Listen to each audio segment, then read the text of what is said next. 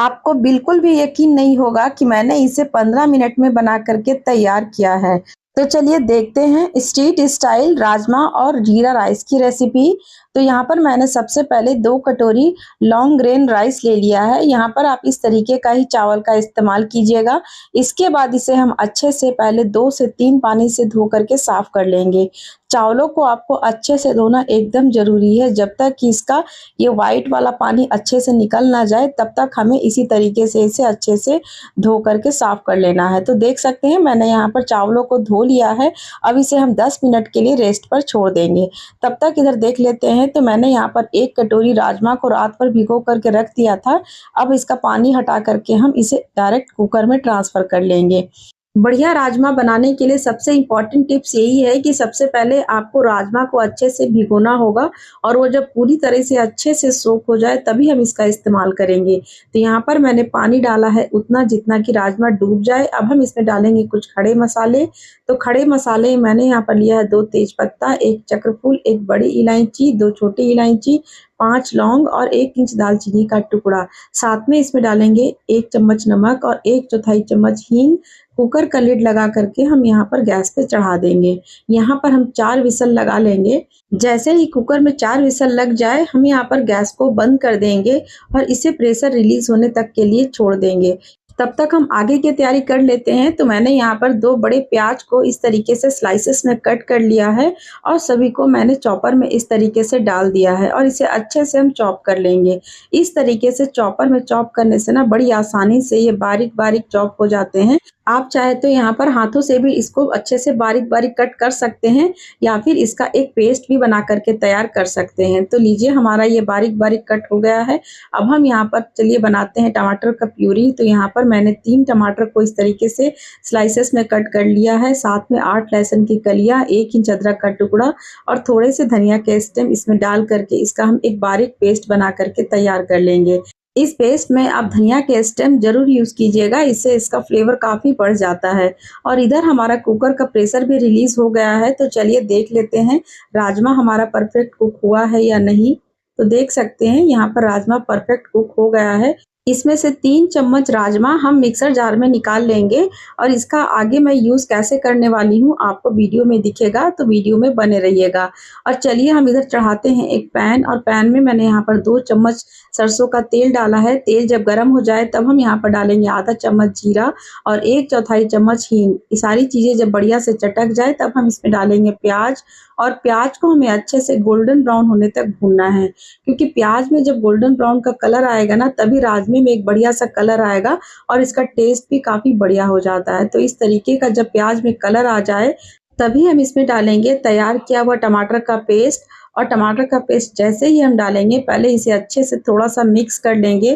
प्याज और टमाटर को अच्छे से जब मिक्स करने के बाद हम इसमें डालेंगे नमक स्वाद के अनुसार और इसके बाद हम इसमें डालेंगे कुछ मसाले। तो मसालों में मैंने यहाँ पर लिया है आधा चम्मच धनिया, आधा चम्मच जीरा, 1/4 चम्मच काली मिर्च का पाउडर, 1 चम्मच लाल मिर्च का पाउडर और आधा चम्मच मैंने यहाँ पर कश्मीरी लाल मिर्च ऐड किया है।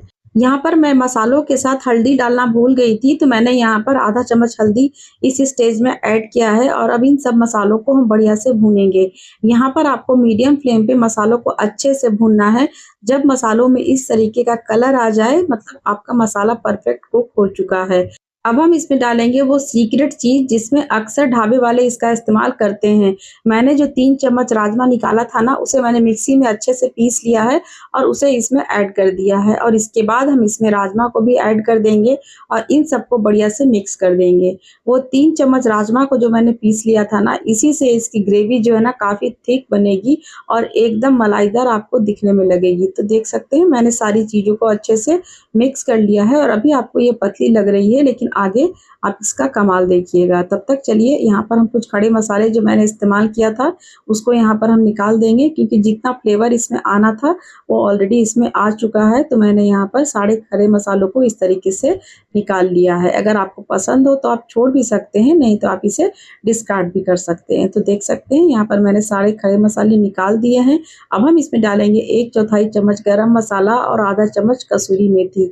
कसूरी मेथी को थोड़ा भून करके इस तरीके से आप क्रश कर लीजिएगा तभी इसमें टेस्ट काफ़ी बढ़िया आता है। अब हम यहाँ पर मीडियम फ्लेम पे ढक करके थोड़ी देर के लिए छोड़ देंगे। मात्र आपको 2 मिनट में ही देखिएगा इस तरीके का आपको टेक्सचर मिल जाता है। और सबसे लास्ट में हम डालेंगे इसमें हरा धनिया, और हरा धनिया डाल करके इसे थोड़ा-सा मिक्स कर लेंगे और इसे हम ढक करके रख देंगे। आप यहाँ पर कलर भी देख सकते हैं कितना बढ़िया आया है। लेकिन अभी हमें इसे तुरंत सर्व नहीं करना है, हम इसे ढक देंगे कम से कम 5 मिनट के लिए। तब तक चलिए हम बना लेते हैं जीरा राइस। जीरा राइस बनाने के लिए मैंने एक कढ़ाई में 2 चम्मच तेल डाल करके इसे अच्छे से पहले गरम कर लिया है। तेल जब गरम हो जाए तब हम इसमें डालेंगे तेजपत्ता, लौंग, इलायची और दालचीनी का टुकड़ा। इसके बाद हम इसमें डालेंगे 1 चम्मच जीरा और 2 हरी मिर्च को स्प्लिट्स करके। जब तेल में इन सब का फ्लेवर अच्छे से निकल जाए तब हम इसमें डाल देंगे चावलों को, जिसे मैंने 10 मिनट पहले भिगो करके अच्छे से धो करके साफ कर लिया था।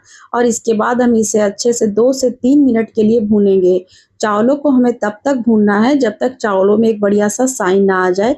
ऐसा करने से आपके चावल आपस में स्टिकी भी नहीं होंगे और वो काफ़ी अच्छे बन करके तैयार होंगे। ये बिल्कुल इम्पॉर्टेंट टिप्स है, किसी भी तरह की फ्राइड राइस या फिर आप इस तरीके का कोई जीरा राइस बना रहे हो तो इस तरीके से पहले चावलों को 2 से 3 मिनट तक बढ़िया से भून लीजिएगा। जब चावलों में इस तरीके का शाइन आ जाए तब हम इसमें डाल देंगे पानी। तो यहाँ पर मैंने 4 कटोरी पानी का इस्तेमाल किया है, क्योंकि मैंने 2 कटोरी चावल लिया था, उसके हिसाब से आपको डबल पानी का यहाँ पर इस्तेमाल करना है।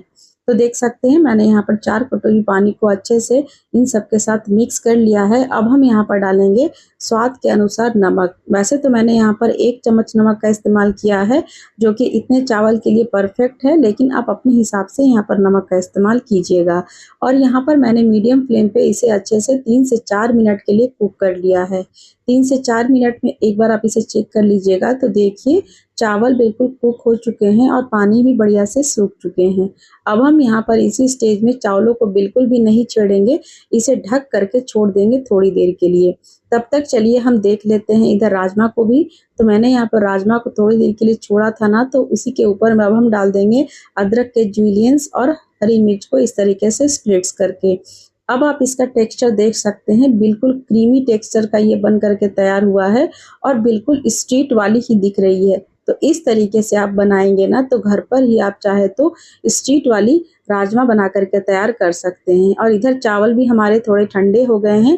अब हम इसके ऊपर डालेंगे हरा धनिया और इसके साइड से हम इस तरीके से हल्के-हल्के चावलों को उठाएंगे। इसे बहुत ज़्यादा छेड़ना नहीं है, नहीं तो चावल टूट जाएंगे। देखिए इस तरीके से मैंने हल्के-हल्के इस तरीके से मिक्स कर लिया है। तो हमारी ये जीरा राइस भी बन करके बिल्कुल तैयार हो गई है। चलिए अब हम इसे सर्व करते हैं बिल्कुल स्ट्रीट स्टाइल में। तो देखिए मैंने एक प्लेट में इस तरीके से सर्व किया है और इसका कलर देख कर के ही आपकी भूख जो है ना बढ़ जाने वाली है।